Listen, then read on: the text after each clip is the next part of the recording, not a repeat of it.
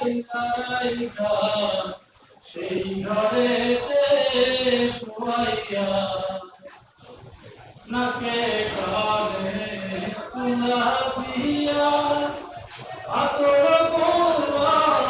মাখিয়া নাকে কানে তুলা দিয়া আতর গোলাপ মাখিয়া কোথায় নিয়ে যাও গো আমায়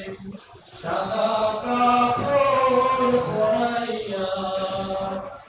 কোথায় নিয়ে যাও গো আমায় সাদা কাপড় পরাইয়া 3.5 হাত মাটির ঘরে